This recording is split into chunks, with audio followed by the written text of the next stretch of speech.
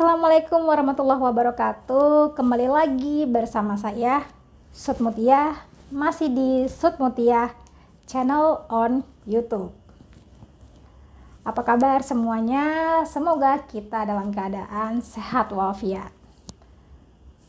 Masih dengan semangat berbagi, melalui video ini akan saya sharing tentang dua metode pencatatan transaksi, yaitu cash basis dan accrual basis.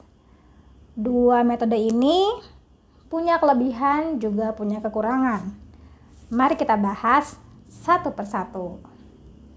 Kita awali pertama kali dengan cash basis. Sesuai dengan namanya, yaitu cash basis atau berbasis kas, transaksi hanya dicatat apabila ada kas yang diterima atau ada kas yang dikeluarkan. Jadi, transaksi hanya dicatat apabila ada aliran kas. Kita tekankan bahwa transaksi hanya dicatat apabila ada aliran kas. Pendapatan hanya akan dicatat apabila ada kas masuk, dan beban hanya akan dicatat apabila ada kas keluar. Inilah penjelasan sederhana tentang cash basis. Cash basis ini simple, biasanya digunakan oleh kantor-kantor kecil atau UMKM yang memang transaksi penjualannya atau transaksi penjualan jasa, penjualan barang itu adalah transaksi tunai.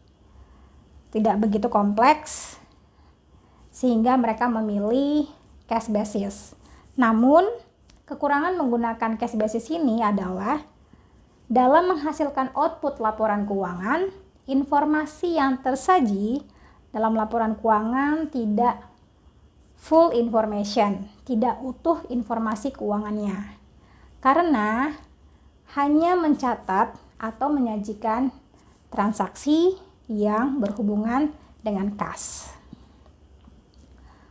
Kemudian ada lagi, yaitu adalah accrual basis. Accrual jika kita terjemahkan dalam bahasa Indonesia artinya adalah penangguhan. Accrual ini atau transaksi yang dicatat dengan berbasis accrual mencatat semua jenis transaksi, baik kas yang diterima, kas yang dikeluarkan, pembayaran kas yang ditangguhkan maupun penerimaan kas yang ditangguhkan. Pada accrual basis, pendapatan akan dicatat meski belum ada kas diterima, dan beban pun tetap dicatat meskipun kas belum keluar. Jadi nanti di laporan keuangan dia menyajikan informasi baik kas yang ditangguhkan, kas yang diterima, kas keluar maupun pembayaran yang ditangguhkan. Contoh sederhananya untuk memahami kedua metode ini adalah kita ilustrasikan dalam suatu perusahaan, staf akuntansi menerima tagihan listrik.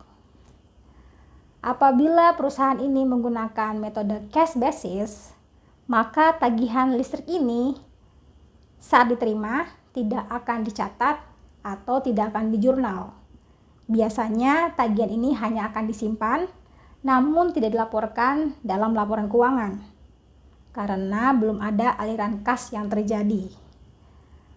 Pada tanggal 28 Desember menerima tagihan listrik ini, laporan keuangan nanti di tanggal 31 Desember tidak akan menyajikan informasi bahwa ada tagihan listrik. Tidak akan menyajikan adanya kewajiban perusahaan kepada PLN. Ini apabila perusahaan menggunakan cash basis. Nah, jika perusahaan menggunakan accrual basis, bagaimanakah perlakuan perusahaan terhadap tagihan ini? Atas tagihan yang tadi datang, staf akuntansi akan langsung mencatatnya dalam jurnal. yaitu dengan mengakui beban pada debit dan hutang pada kredit. Meskipun belum ada aliran kas, harus langsung segera dicatat saat itu juga. Jadi, perusahaan yang menggunakan accrual basis ini, di tanggal 31 Desembernya nanti dia akan mengakui dan menyajikan informasi adanya kewajiban perusahaan kepada PLN. Sementara yang tadi menggunakan cash basis dalam laporan keuangannya tidak menyajikan informasi yang sebenarnya bahwa ada kewajiban perusahaan kepada PLN. Itulah bedanya secara sederhana cash basis dan accrual basis. Cash basis tidak mencatat tagihan telepon tadi karena belum ada aliran kas, sementara accrual basis langsung mencatatnya meskipun nanti pembayarannya ditangguhkan. Dengan cash basis, informasi dalam laporan keuangan tidak utuh informasinya, sementara yang menggunakan accrual basis, laporan keuangannya menyajikan informasi kewajiban perusahaan tadi.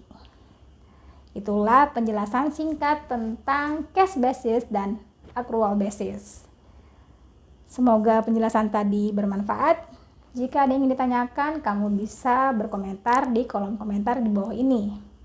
Yang belum subscribe bisa subscribe dulu.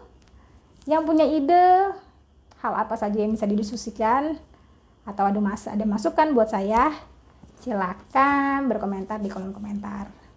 Demikian dari saya, semoga penjelasan ini bermanfaat.